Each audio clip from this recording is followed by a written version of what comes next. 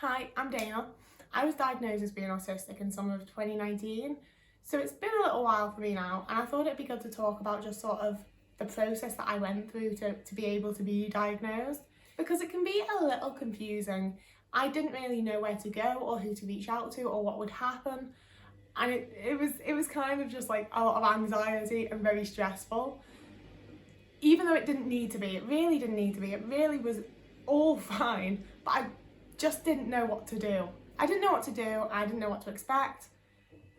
So it became a much more tumultuous situation than it needed to be, basically. So taking you right from the very start, I'm in the UK, so I could be diagnosed thanks to the NHS, which means a very long wait. I do believe that you can get a private diagnosis that you have to pay for, but I didn't have the money, so I just had to say like, I'll wait. And even within the NHS, I believe there's a few different ways you can go about like asking for your diagnosis. Personally, I just went to my GP. It seemed like the easiest option, and so that's what I did. My GP surgery is a bit hit and miss on if you get someone that will actually listen to you or not. I don't know if that's how everywhere is, but that's how mine is. But I got kind of lucky and I got a GP that listened to me, and I said to him like, here's some reasons why I think I might be autistic, like including like his family members and like people I'm friends with and people I know that are autistic, and I fit in very well in this community kind of thing. I do these things, I feel these things, and I think I might be autistic. And he was like, sounds like you could well be.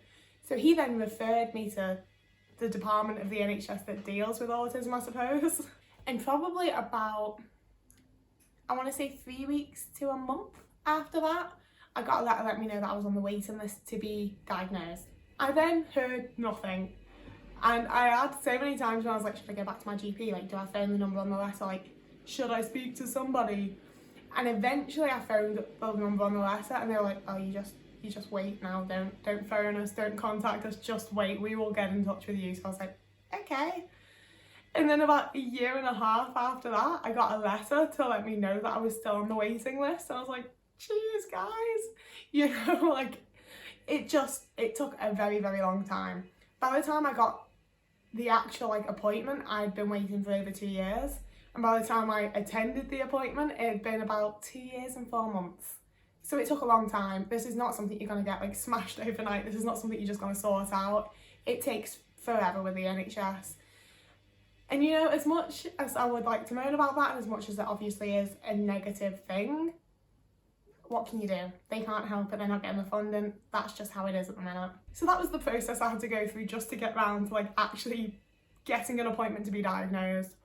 And no one gave me any information on what the actual like assessment was going to be like. I was told to bring a person that's known me since childhood, so I took my mum, and I was told it would probably last about 2 hours, but to allow for like different times essentially. Now my assessment took place sort of away from the psychiatric unit of a local hospital, like the same building but not a part that looked like a hospital at all essentially. I don't know what it was, but I got taken into like a little room with my mum and the guy that we eventually found out was the guy that was going to be assessing me.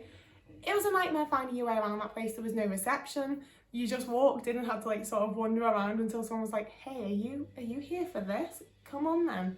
So like, not great if you're autistic. If my mum hadn't been there, I would have just stood there for a bit and then gone home probably. I don't know what I would have done. I would have just been very confused and very anxious. So my assessment took place with one dude. I wish I could remember his name because he was super sound. I think it was like Peter or something. It was pretty informal. He introduced himself. He had like his little card hung around his neck explaining who he was and showing that he's like a medical professional and he has like the right to be doing an autism assessment. And then we got into it, and it did take a long time, but I pretty much wasn't involved for the most of it, to be completely honest. The first part of the assessment was him mainly speaking to my mum about like my very early development as like a baby. Like when was I walking, when was I talking, when was I like doing things babies are meant to be able to do. And I was slightly later than other people, but not like to the degree that she worried like with my older brother who's also autistic. So it's a mixed bag there, I suppose. And then it moved into like my early childhood, which I don't personally remember a lot of. So I had like little moments where I interjected like, oh, I remember doing this, or I remember this, or like I remember that being like this. But for the most part, again, it was my mum saying like, Dana didn't interact with other children. Dana just had her own little fantasy worlds, like blah blah blah blah. And it was kind of difficult, honestly, just listening to my mum speaking. Like, obviously she was being as nice as she could, but being like, my kid was a freak, it's never gonna sound that nice to the kid in question. And my mum loves me, I know she loves me, she's always like treasured my little quirks, but it's still difficult. But the guy that was assessing me was like super just non-judgmentally, just took everything on board and I didn't feel any judgment from him essentially. Obviously it's difficult talking about your past, especially when you've had a difficult past, or like most autistic people who aren't being diagnosed till their 20s or 30s or later have. So I was very, very glad that he was like that. And it was once we got more talking into sort of like later childhood and early teen and like social situations and developments that I got to have more of my say, I suppose. And there were a few times where I was kind of like, did he really just like... Because obviously my mum was talking about like me as a late child to early teen sort of person, when my entire life revolved around Lord of the Rings and Doctor Who. And he just like, if my mum's over here and you're me, he just sort of turned to me and went, and then carried on listening to my mum, and I was just like, yeah, like I know these are like the typical like, I'm autistic, I like Lord of the Rings and Doctor Who, but that face was unnecessary, dude. But so yeah, we had like, I want to say it was even longer than 2 hours, honestly, but it was a while ago, I don't remember. So by the end of the assessment, he'd written everything down that like me and my mum had told him, everything that he'd been thinking, I assume. And he like looked through it all for a minute, sort of like did some more paperwork at the back and told me like, yep, you're definitely autistic. There's like, from your early childhood development through to like speaking to you now, you're autistic. And I was like, fuck. Because I just didn't know how to react to it, you know. I'd waited like 2.5 years almost to find out if I was or not. And either decision would have left me just feeling a bit like, what the fuck, I think. So then I just went home. And again, the guy that like did the assessment was fantastic. So about, God, I don't think it was even a week. Like it was by far the fastest part of the whole process because he was in charge. But within the week, I had like a little envelope that he'd sent me with all of the paperwork, everything that had been written down, a little bit of paper to just say like a formal diagnosis of me being autistic, and some like, honestly, completely useless like autism support leaflets. They came from him with the best of intentions, but they're useless. That was the only support I was offered. Would have been nice to be offered more than, here's this group that you can't actually get to because it's forever away, but you could like go there and talk to other autistic adults. That'd be nice, wouldn't it? But obviously, you know, support isn't part of the assessment, so that's not what we're here to talk about. It took a very long time to get, and I didn't know how to feel about it straight away. But, you know, having had a few years to like digest and figure myself out a bit more, I'm so glad I did it. You know, it would have been great to go and like just go to a private place and have it sorted in like 6 months or whatever, but I couldn't afford that, so I waited. And you know, I'm really glad I did. Just having like for certain knowing that it's not that you're like weird or wrong in some way, you're not broken, you're just autistic. It's made my life so much easier, it's made me so much more comfortable with myself. It's just been a great thing for me.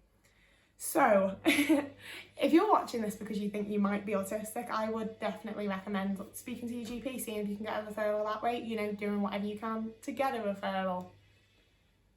Obviously, not everyone can. If you live in the US, like your healthcare system's somehow even worse than ours.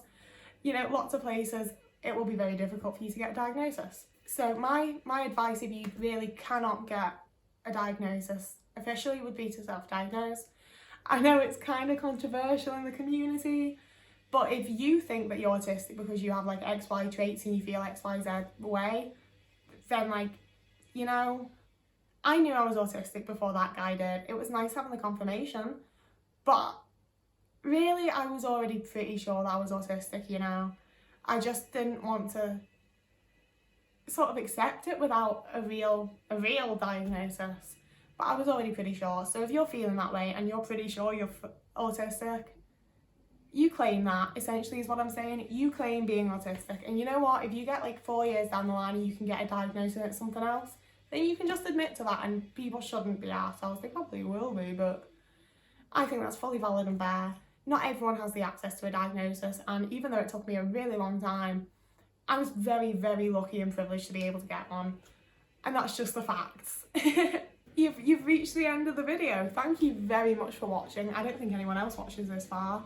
If you're thinking, yo, I like this bitch, but like what a weird mix of content on her channel. My goal at the minute is to make autism videos as well as like any of my other interests, but just to sort of put forward the idea that like autistic people are all different, we all have different interests, and none of us are this little box of autism people like to think we are. So please do follow me. All of my bones just cracked. You know, if you like this kind of thing, if you want to see more autism related stuff, if you like my fashion, whatever, please do follow me, it'd be really nice. But I'm going now. It's getting kind of late. I wasn't even sure I'd have the light to film this video, and I'm going.